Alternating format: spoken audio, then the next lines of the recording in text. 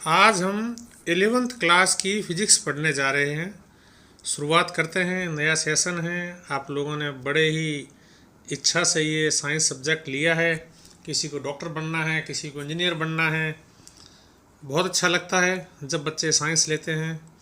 और साइंस में फिजिक्स एक ऐसा सब्जेक्ट है जो यदि समझो तो सबसे आसान, और नहीं समझो, रट्टा मारने की हो तो भाई ये साथ नहीं देगा।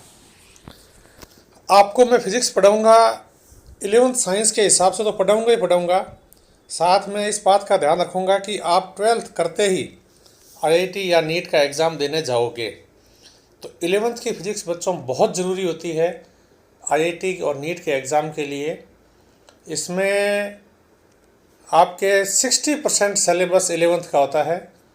9th जिसने अच्छी तरीके से पढ़ ली है उसके लिए 11th बहुत आसान है, क्योंकि 9th के जो फिजिक्स के 6 चैप्टर है एज इट इज़ वापस 11th में आते हैं।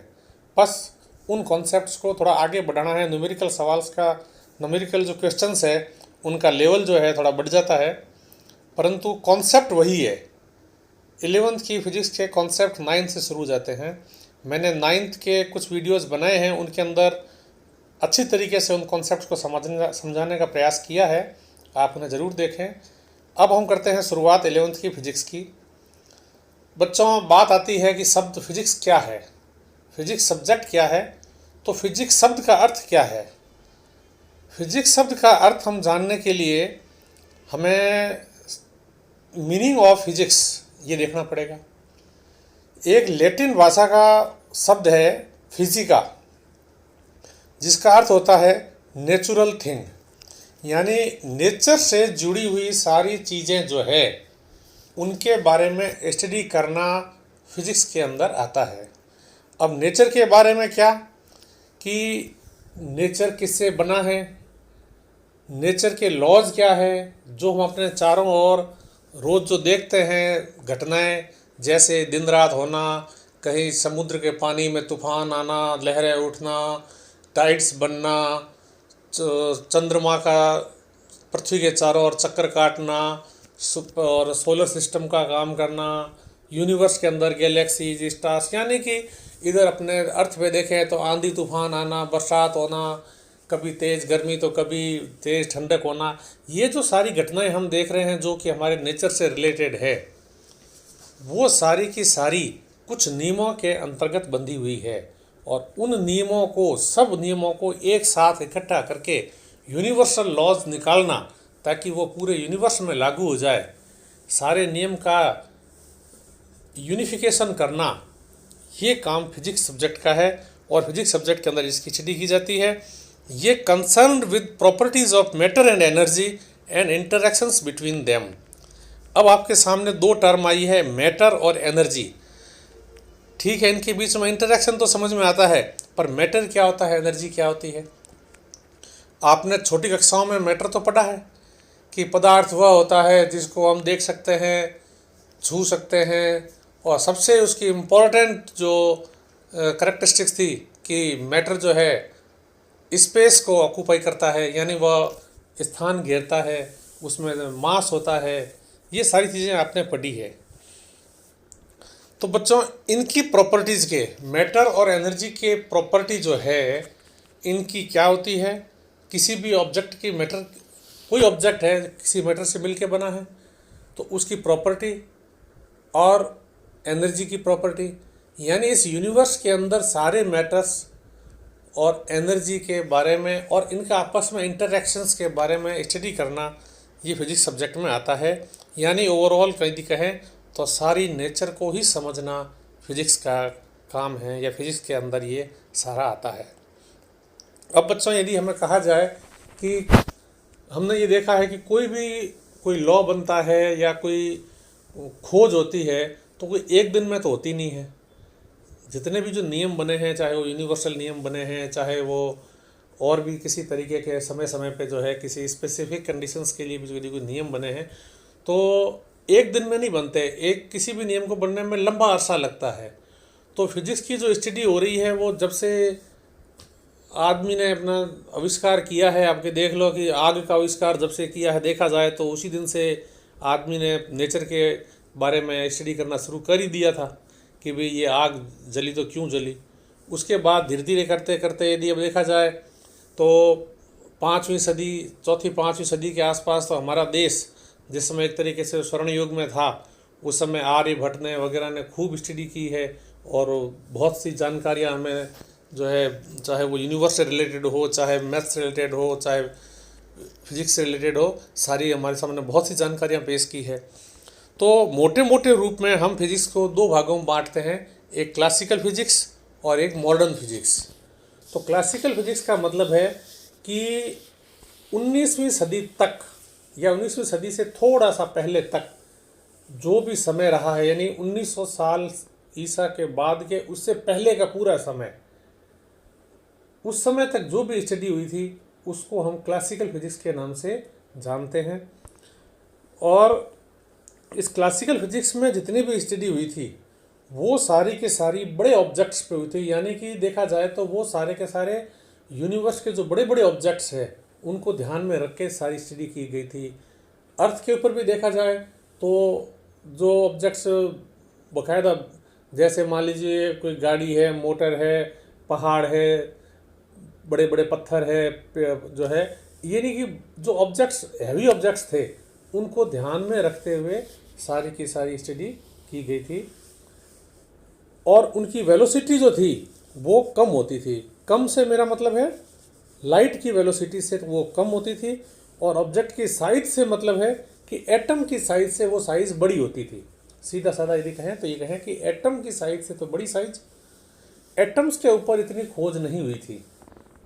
यदि हम बात करते हैं मॉडर्न फिजिक्स की, तो ये 19वीं सदी के बाद जितना भी फिजिक्स में चेंजेज आया है वो हम मॉडर्न फिजिक्स के नाम से जानते हैं। इसके अंदर हाई वेलोसिटी यानी लाइट की स्पीड के समतुल्य समकक्ष ऑब्जेक्ट्स की स्पीड को काम में लेते हुए हम लोग ये कहते हैं कि इसके अब किसी ऑब्जेक्ट की प्रॉपर्टी कैसी होगी यदि उसकी वेलोसिटी लाइट की स्पीड के बराबर हो। और दूसरा, ऑब्जेक्ट की साइज जो है वो स्मॉल है, यानी लगभग एटम के लेवल की साइज है। बच्चों, यदि हम क्लासिकल फिजिक्स की बात करें तो क्लासिकल फिजिक्स जो है मैटर और एनर्जी को दो अलग अलग एंटिटीज़ मानता है। वो कहता है मैटर अलग चीज़ है और एनर्जी अलग चीज़ है। अब इस समय के जो साइंटिस्ट हुए थे उनमें न्यूटन, मैक्सवेल, गैलीलियो, केपलर, ये प्रमुख प्रमुख नाम है। और भी बहुत से साइंटिस्ट हुए हैं। हमारे देश के तो आर्यभट्ट है, ब्रह्मगुप्त है, ये सारे के सारे क्लासिकल फिजिक्स के ही साइंटिस्ट है।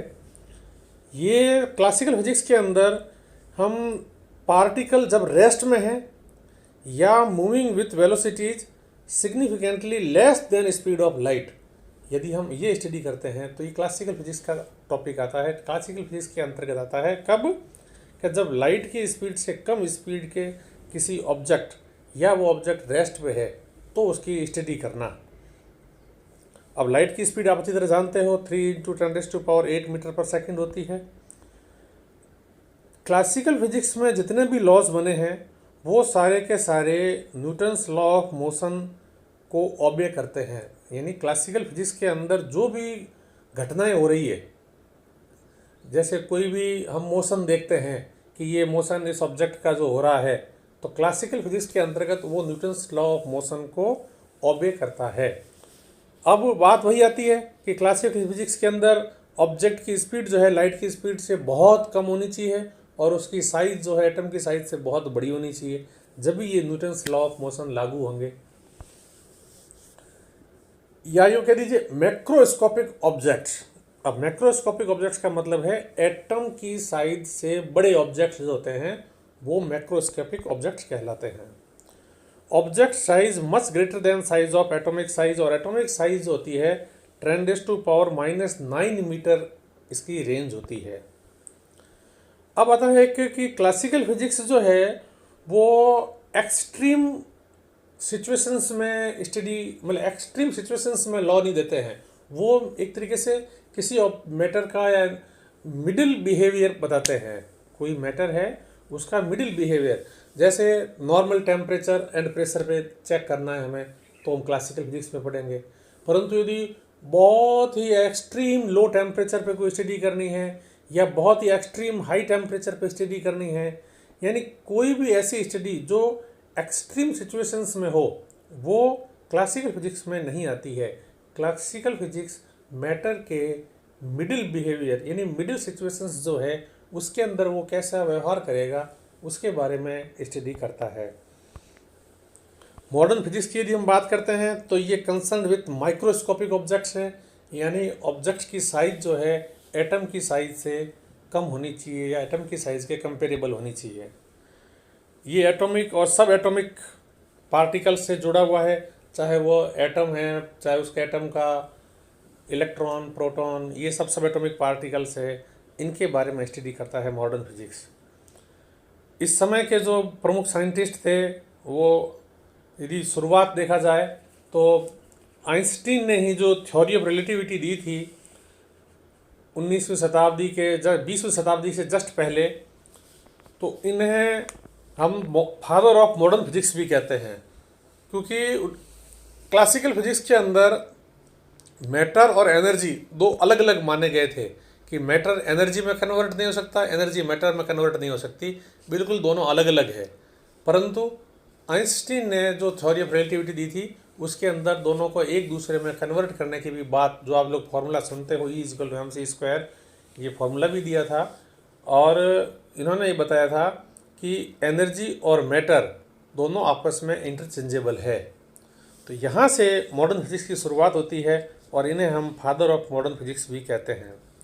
अब जैसे मैक्स प्लांक थे जिन्होंने क्वांटम थ्योरी दी, नील्स बोर, रदरफोर्ड, थॉमसन, इन्होंने सारे इलेक्ट्रॉन, प्रोटॉन, जैसे थॉमसन ने इलेक्ट्रॉन पे बात कही, रदरफोर्ड ने प्रोटॉन और नाभिक के बारे में बात कही है, नील्स बोर ने जो है न्यूक्लियस के चारों ओर इलेक्ट्रॉन्स किस तरीके से चक्कर काटते हैं उसके बारे में बात की है। इस तरीके से अलग अलग समय पे अलग अलग साइंटिस्ट ने अपनी अपनी जो थ्योरीज दी है, परंतु सबकी थ्योरीज जो है दो बातें हैं, माइक्रोस्कोपिक ऑब्जेक्ट्स के लिए है, यानी एटम की साइज़ के जो बराबर की जो ऑब्जेक्ट्स है उनके लिए है, और दूसरा यदि बात आती है स्पीड की तो इनकी वेलोसिटी लाइट की स्पीड की बराबर या इनके इक्विवेलेंट है, इन्हें कुछ कंपेरेबल है इसके। ये एक्सट्रीम कंडीशंस में मॉडर्न फिजिक्स के जितने भी लॉज है वो एक्सट्रीम कंडीशंस के लिए बनाए गए हैं। अब बच्चों आते हैं, थोड़ी सी बात हम कर लेते हैं कि मैटर और एनर्जी हम जो बोल रहे हैं इसका अर्थ क्या है। मैटर और एनर्जी का अर्थ है कि हम लोगों ने आज तक जो सुना है कि मैटर दैट ऑक्यूपाइज स्पेस, कि मैटर तो स्पेस ऑक्यूपाइज करता है। तो जो स्पेस ऑक्यूपाइज करता है तो इसका मतलब ये है कि मैटर जो है देखा जाए तो उसके दो बेसिक फॉर्म हैं, एक है मास और एक एनर्जी, जो भी हम थोड़ी देर पहले कह रहे थे कि मैटर एंड एनर्जी जो हम बात कर रहे थे। तो मैटर की जो दो फॉर्म, बेसिक फॉर्म है, एक है मास और एक है एनर्जी। अब मास की जो एक्सट्रिंसिक प्रॉपर्टी है, यानी कि मूल प्रॉपर्टी जो मास की ये है कि मास जो है वो स्पेस को ऑक्यूपाइज करता है। अब यूँ देखा जाए तो स्पेस जो है बिना मास के संभव नहीं है और मास स्पेस के बिना संभव नहीं है, ठीक है नहीं। ऐसा कई जगह हो जहाँ मास भी नहीं हो और स्पेस भी नहीं हो तो वो तो संभव ही नहीं है। बात यह है कि मास की जो प्राइमरी कैरेक्टरिस्टिक्स जो है वो है कि ये स्पेस ऑक्यूपाई करता है, जबकि एनर्जी की प्राइमरी कैरेक्टरिस्टिक्स ये है कि इसकी वेलोसिटी होती है। अब मास, कोई ऑब्जेक्ट है वो रेस्ट पे खड़ा है तो उसका मास है, ठीक है। एक ऑब्जेक्ट है वो रेस्ट में, हम उसकी स्टडी कर रहे हैं और उस ऑब्जेक्ट का मास है, तो वो मैटर भी है क्योंकि वो स्पेस ऑक्यूपाई कर रहा है। परंतु उस ऑब्जेक्ट में एनर्जी है कि नहीं है वो हम अभी कुछ नहीं कह सकते कि वो एनर्जी है कि नहीं है, क्योंकि प्राइमरी कैरेक्टरिस्टिक्स एनर्जी की क्या है कि ऑब्जेक्ट के अंदर वेलोसिटी होनी चाहिए। अब यदि कोई ऑब्जेक्ट मास लेस है जिसका मास 0 है, थोड़ी देर के लिए मान लिया हमने एक ऑब्जेक्ट ऐसा है जिसका मास 0 है और वो रेस्ट पे है। अब रेस्ट पे है इसका मतलब उसकी एनर्जी भी जीरो हो गई, क्योंकि एनर्जी तो जब ही होगी जब उसमें वेलोसिटी होगी। तो एक ऑब्जेक्ट जो मास लेस भी है और एनर्जी लेस भी है, ये तो संभव ही नहीं है। तो क्या संभव हो सकता है? ये संभव हो सकता है कि एक ऑब्जेक्ट मास लेस तो हो परंतु वो वेलोसिटी में हो, तो वह एनर्जी उसमें हो। जैसा कि हम देखते हैं कि लाइट है, लाइट एनर्जी है, इसके पार्टिकल्स को हम लोग मास लेस कहते हैं। यानी कि बाद में कई जो डिस्कवरीज हुई है मॉडर्न फिजिक्स में, उसमें इनका भी वेट बता दिया गया है। पर अभी हम जो स्टडी करेंगे वो ये कहेंगे कि ऑब्जेक्ट में यदि मास भी नहीं है, एनर्जी भी नहीं है, रेस्ट पे जो ऑब्जेक्ट होता है उसमें एनर्जी नहीं होती। अब आप कहोगे कि एनर्जी कैसे नहीं होती है, पोटेंशियल एनर्जी होती है। ये सब धीरे धीरे हम आगे आपको बताएंगे। अभी ये है कि जो एनर्जी की प्राइमरी कैरेक्टरिस्टिक्स जो है, एनर्जी की जो प्राइमरी कैरेक्टरिस्टिक्स जो है वो ये है कि उसके अंदर वेलोसिटी होनी चाहिए। और यदि object having no mass and no energy, ये नथिंग एट ऑल, कुछ भी नहीं है। अब बच्चों वापस आते हैं हम क्लासिकल फिजिक्स पे, जो कि 19वीं सदी के पहले तक की सारी फिजिक्स है वो क्लासिकल फिजिक्स है। इसके यदि हम ब्रांचेज करते हैं तो यूँ तो कई ब्रांचेज है, पर जो मूल प्रमुख ब्रांचें हैं वो है, एक तो है मैकेनिक्स। अब मैकेनिक्स के अंदर क्या है, ऑब्जेक्ट की मोशन की स्टडी की जाती है। मैकेनिक्स के अंदर ऑब्जेक्ट के मोशन की स्टडी की जाती है। अब मैकेनिक्स के 3 पार्ट हम कर सकते हैं, स्टैटिक्स, काइनेमेटिक्स और डायनेमिक्स। स्टैटिक्स जब ऑब्जेक्ट या तो रेस्ट में है या इक्विलिब्रियम में है। अब आप कहोगे रेस्ट में है और इक्विलिब्रियम का क्या मतलब है? एक ऑब्जेक्ट जिसके ऊपर कोई फोर्स नहीं लग रहा है तो वो रेस्ट में है। अब एक ऑब्जेक्ट जिसके ऊपर एक से अधिक फोर्स तो लग रहे हैं परंतु उन फोर्सेज का जो नेट फोर्स है वो जीरो है, तो भी ऑब्जेक्ट जो है हम कहेंगे कि फोर्स तो एक्ट कर रहा है पर नेट फोर्स जीरो है, यानी वो इक्विलिब्रियम में है। तो स्टैटिक्स के अंदर हम ऑब्जेक्ट की स्टडी करते हैं जब वो या तो रेस्ट में हो या इक्विलिब्रियम में हो। काइनेमेटिक्स में हम स्टडी करते हैं ऑब्जेक्ट जब मोशन में हो। ऑब्जेक्ट जब मोशन में होता है तो हम जो स्टडी करते हैं वो काइनेमेटिक्स में करते हैं, परंतु एक शर्त है कि हम केवल मोशन की स्टडी करते हैं। मोशन किन कारणों से हुई है, कॉज ऑफ मोशन, हम स्टडी नहीं करते हैं। पर डायनेमिक्स में हम ऑब्जेक्ट जब मोशन में होता है तब उसकी स्टडी करते हैं, परंतु साथ में उसके मोशन का कारण क्या है इस बात को भी ध्यान में रखते हुए स्टडी करते हैं, इसलिए डायनेमिक्स है। साउंड एंड वेव मोशन, जिसमें अपन साउंड के बारे में, वेव्स के बारे में स्टडी करते हैं। हीट एंड थर्मोडायनेमिक्स, तो ये mechanics, sound and wave motion, heat and thermodynamics, ये हम 11th क्लास के अंदर पढ़ेंगे। ऑप्टिक्स, जिसके अंदर सारा लाइट से रिलेटेड जो है स्टडी करेंगे। और इलेक्ट्रोमैग्नेटिक्स, जिसमें इलेक्ट्रॉन्स में और मैग्नेटिज्म, इनकी प्रॉपर्टीज, इलेक्ट्रोस्टैटिक्स फील्ड, मैग्नेटिज्म, इसकी सारी स्टडी करेंगे। ये ऑप्टिक्स और इलेक्ट्रोमैग्नेटिक्स की स्टडी हम 12th में करेंगे। यदि हम बात करते हैं मॉडर्न फिजिक्स की, तो मॉडर्न फिजिक्स के अंदर क्वांटम मैकेनिक्स, उसके अंदर जैसे मैकेनिक्स जो थी वो एक तरीके से क्लासिकल मैकेनिक्स कह सकते हैं उसे हम। मॉडर्न फिजिक्स में जो छोटे पार्टिकल्स, एटॉमिक, सब एटॉमिक पार्टिकल्स की जो मोशन के बारे में स्टडी की जाती है तो वो क्वांटम मैकेनिक्स है। थ्योरी ऑफ रिलेटिविटी जो कि आइंस्टाइन ने दी थी, एटॉमिक फिजिक्स और न्यूक्लियर फिजिक्स, ये सारी की सारी ब्रांचें मॉडर्न फिजिक्स में आती है। अब क्लासिकल मैकेनिक्स के अंदर हम जैसे वापस मैंने जैसा भी आपको बताया स्टैटिक्स लेते हैं। तो स्टैटिक्स में क्या है कि जब बॉडी एट रेस्ट में हो या स्टैटिक इक्विलिब्रियम में हो। और डायनेमिक्स जो है वो है कि it is study of motion of a body taking account the cause of motion. तो बच्चों ये एक फिजिक्स का इंट्रोडक्शन हुआ है जिसके अंदर फिजिक्स नेचर के बारे में सारा स्टडी करने की, फिजिक्स के अंदर सारे नेचर के बारे में स्टडी की जाती है। और क्लासिकल फिजिक्स और मॉडर्न फिजिक्स की बात कही, ये इनके समय में जितने जो साइंटिस्ट हुए थे उनके प्रमुख साइंटिस्टों के बारे में जाना। और फिर मैकेनिक्स, क्लासिकल मैकेनिक्स के बारे में हमने कहा था कि क्लासिकल मैकेनिक्स के अंदर स्टैटिक्स, डायनेमिक्स, काइनेमेटिक्स है। तो शुरुआत हम करेंगे मैकेनिक्स से, जो कि हमारे मोशन जो चैप्टर आएगा आगे, उसके अंदर मैकेनिक्स डिटेल में आएगा। और इसके साथ ही हम इस टॉपिक को यहीं ख़त्म करते हैं। यदि आपको ये मेरा पढ़ाने का तरीका ठीक लगता है तो आगे मैं पीपीटी के थ्रू पढ़ा दूंगा, और नहीं तो फिर बोर्ड पे जैसा मैंने पहले 9th क्लास के चैप्टर लेक्चर्स लिए वैसे ही लेते रहूँगा। जैसा आप लोगों का रेस्पॉन्स आएगा उसके अनुसार आगे काम करते रहेंगे। थैंक यू सभी बच्चों को।